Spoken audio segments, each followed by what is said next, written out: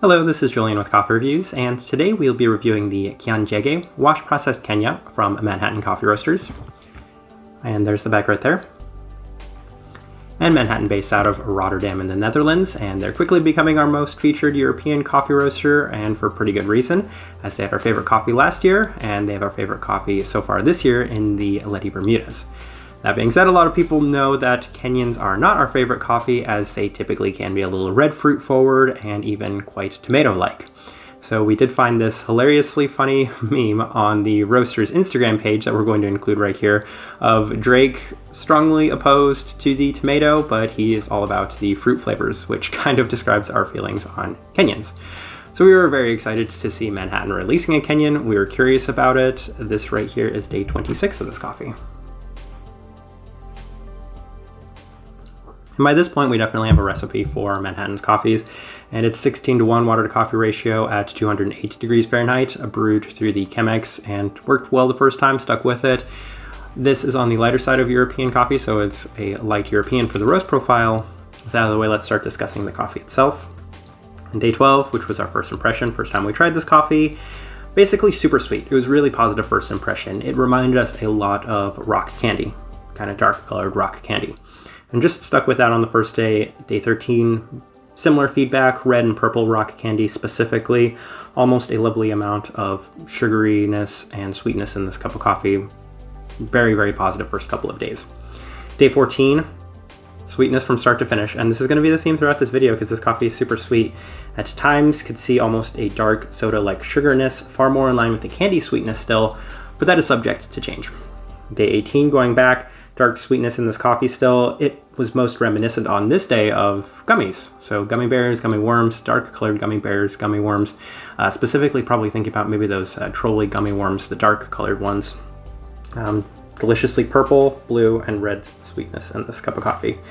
Day 20, more of the healthy bit of sugary cola-like sweetness on this day. The coffee was radiating dark candy and sugar flavors from the very start. There was an ever so slightly herbal component in this coffee, but overall just a beautifully sweet cup from start to finish. Day 23, which is also the day we made the tasting wheel, kind of a caramelized soda-like sweetness, vibrant throughout this coffee on this day. What we would describe on this day as kind of like a high-end craft soda. So back in college, we used to go to, there's a shop called Rocket Fizz, and we would try all the craft cherry sodas and blackberry sodas, as we love cherry and blackberry, and that's what's in this coffee is kind of this cherry soda, blackberry soda, but it's on the higher end. They have listed on here Dr. Pepper. Could see that, but honestly, I don't think Dr. Pepper necessarily does justice to how delicious the kind of soda sugariness of this coffee actually is. It's amazing. Rich, dark flavors overall. Day 25, by the end we could call this coffee anything and everything from dark colored gummies, craft soda, rock candy, deliciously sweet, enjoyable from our first cup to our last cup. Really impressed with this cup of coffee. All right, let's go ahead and put up the tasting wheel so you can see what we were getting. And just like we said, the Dr. Pepper doesn't do this coffee justice, we feel like the tasting wheel definitely doesn't do this coffee justice, as the first thing we must discuss is the level 4 for the sweetness. Truth be told, the sweetness on here should probably be a 4.5, if not a 5. But we have reviewed some coffees on here that have been unnecessarily and over the top sweet that kind of says it wasn't to those levels, because the sweetness on here wasn't to the point where it was unpleasant and a put off. It was a great amount of sweetness, even if it was a very high amount of sweetness. Finish, level 4, it lasts. It's quite a bit of lasting on this coffee, very nice. Berry fruit at level 4, that's another one that's probably a 4.5 and could go in the 5 category. I think we've had more berry forward coffees, but yeah, it definitely could be in that 4.5 to 5 range. It's very berry-like, the flavors, the cherry, the blackberry. And then the caramel's the other one we really wanted to discuss, as we put that at a level 3, and there isn't like caramel in this coffee, but it kind of tastes like a caramelized sugar.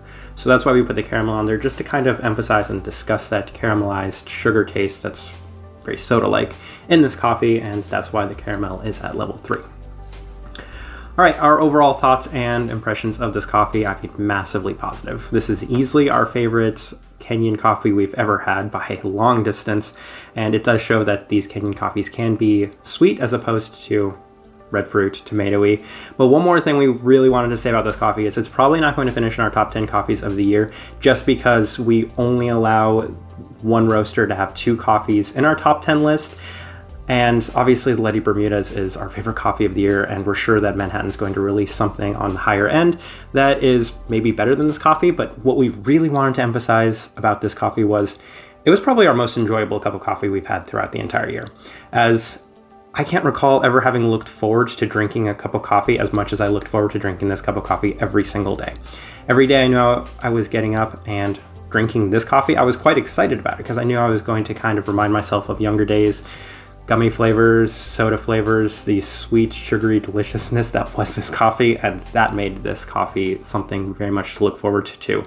So the type of person I would suggest this coffee to is anybody that feels the same way as I do about, soda, gummies. I don't eat or drink that stuff a lot these days, but man, this definitely just reminds me of younger days, and that made this experience all the better. It was an amazing coffee to begin with, kind of bringing back those memories made it even more amazing. This is a standout. This is spectacular. So massive props to Manhattan on this coffee specifically. I'm going to leave it at that though. If you have by chance tried this coffee, would love to know your thoughts and impressions of it as well. If you're enjoying the content, give this video a like and subscribe if you're not already subscribed. But this right here has been a review of the Kianjege wash processed Kenya from Manhattan Coffee Roasters. Thank you for watching.